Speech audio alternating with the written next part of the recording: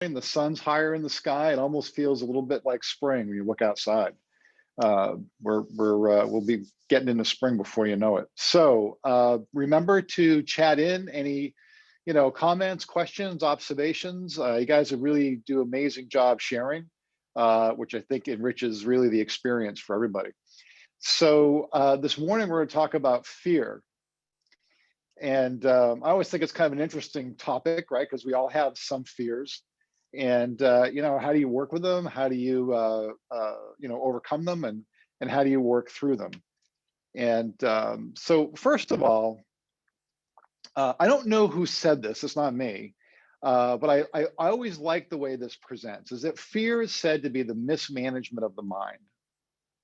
And so when you think about it, it makes sense, because most fears are the mind wandering off, conjuring up something. Everybody knows what conjuring is, right?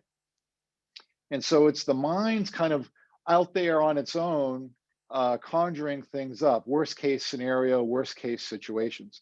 And that's the mismanagement part, because we know that we can focus our minds when we want to.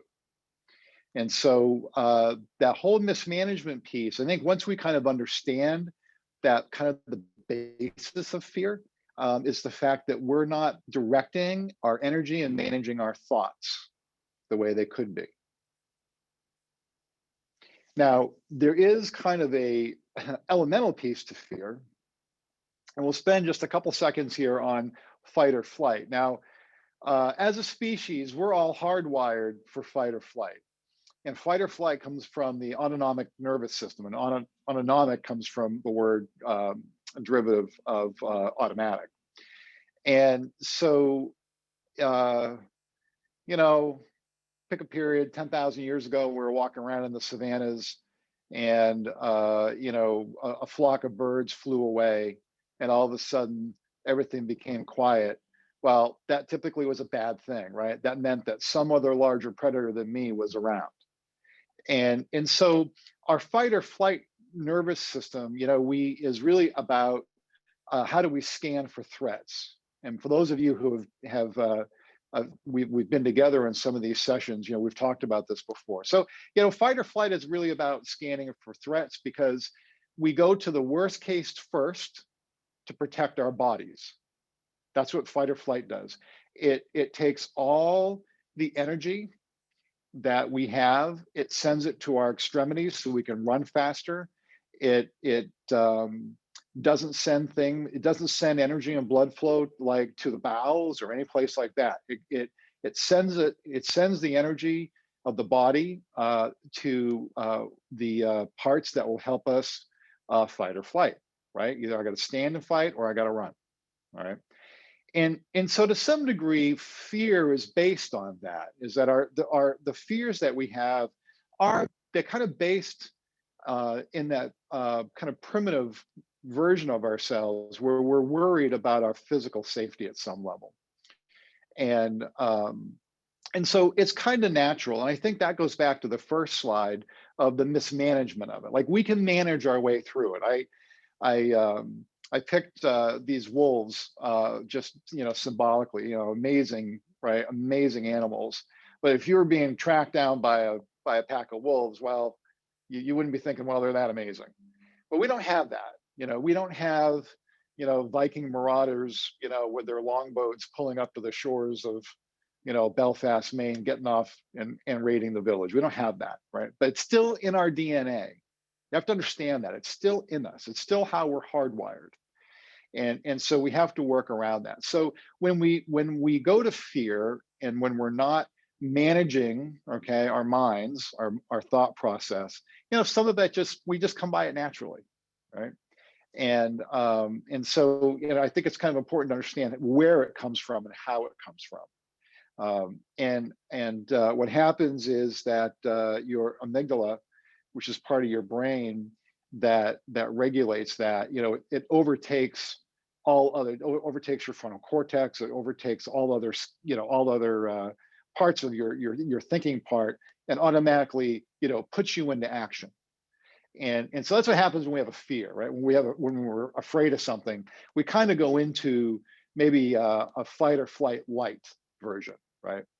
And we start thinking about, oh my God, what could happen? What's the worst case and all that? And that's where we get into the mismanagement of it. All right, everybody with me so far on that? Make sense? Yeah, I think fight or flight is it's a cool thing to understand. It's a cool thing to understand about ourselves because it's how we got here. It's how we survived this long. You know, I mean, 20,000 years ago, right? Walking around in the woods was kind of treacherous. And but we don't have that as much, right? I mean, so now we have other threats, right? It could be coworker, it could be in-laws, it could be traffic, it could be any number of things, right? But none of them, typically are life-threatening. So we have the ability to manage our minds. Now, this concept is mine, and I really like this because I think it makes us think. All right. So how can we be afraid of what has not yet been determined? Because we determine almost everything for ourselves. So how can you be afraid of what you don't know? And the paradox to that is, it's what we don't know that makes us afraid. But if you reverse it and you think about it in terms of, well, if I'm in control and I'm managing my mind and managing my thought process, which is driving a lot of what goes, almost all of what goes on around me, then really, what am I afraid of? The unknown then becomes a cool place because the unknown is where creation is. Nothing is created from what we currently know. Everything that gets created from the blank space of the unknown. That's where all the cool stuff is. Like the really juicy stuff is in the unknown. There's no real juicy stuff in what we know because we already know, already been there. Doesn't mean it's not good. It just means it's like not super cool. It's not creative. It's not the next step, right? So how can we be afraid of what we don't know? Because we haven't determined it yet. I have not determined it yet. So I shouldn't be afraid of what I have in my power to control. And that's kind of the foundation of fear, right? Fear is, well, I'm not in control, or what's going to happen to me, or somebody else is going to make this decision. And the reality of it is you have control over that. So there really is nothing to be afraid of.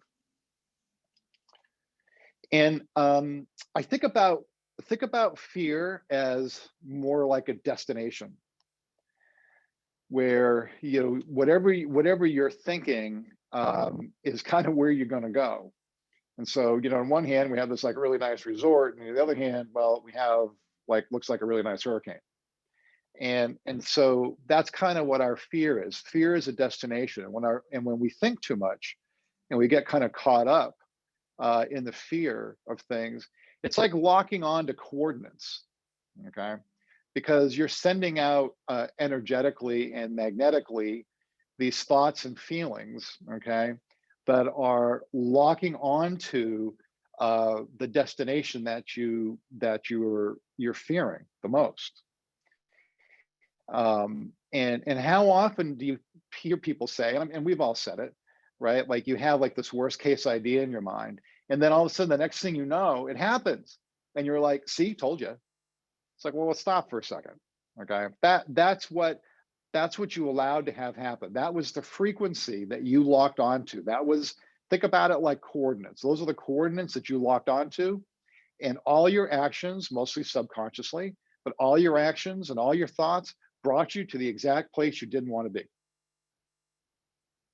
Because it is like locking onto coordinates. You think about it like a GPS. So so like how-to, so the how-tos.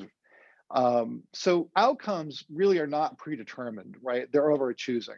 And if we replace and transmute, and I want to stop with this word transmute for a second. It's a very powerful word, because when I transmute something, it comes from an alchemic background. But when I transmute something, I'm changing whatever it is, the meaning of whatever it is, to a better and higher meaning.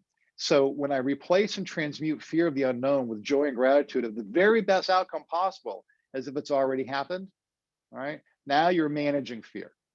Now you're managing your outcome.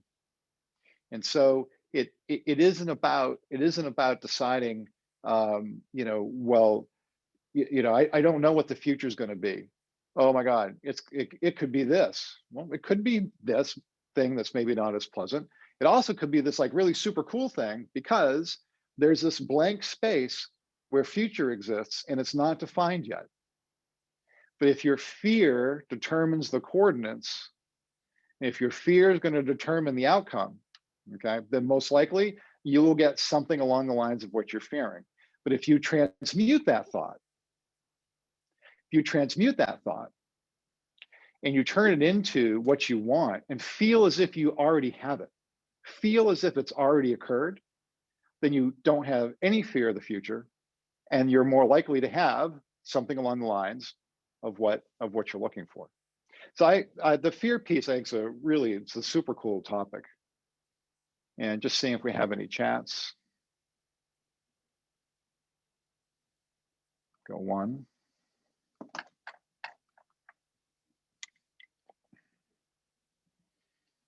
Yeah, from Roy, the fear of fear itself. Yeah, turning it into a positive.